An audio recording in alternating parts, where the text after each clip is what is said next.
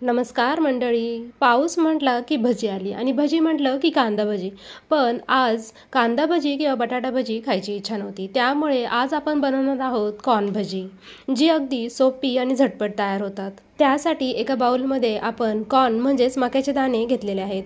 3 ते 4 चमचे बेसन पीठ, 1 मोठा चमचा तांदळाचं पीठ, गरजेप्रमाणे तिखट, हळद, चवीनुसार मीठ, थोडंसं पाणी घालून मिक्स करून घेतलं आहे.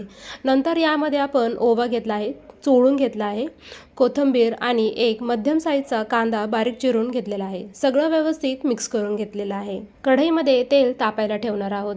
तेल चांगलं गरम झालं की त्यामध्ये आपण हळूहळू ही कॉर्नची भजी सोडायची आहेत.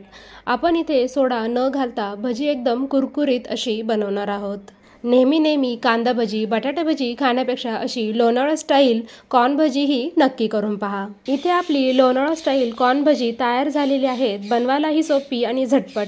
या पावसाळ्यात तुम्ही सुद्धा नक्की करून पहा. रेसिपी कशी वाटली कमेंट करून सांगा. अशा छान छान रेसिपी पाहण्यासाठी चॅनलला सबस्क्राईब करा.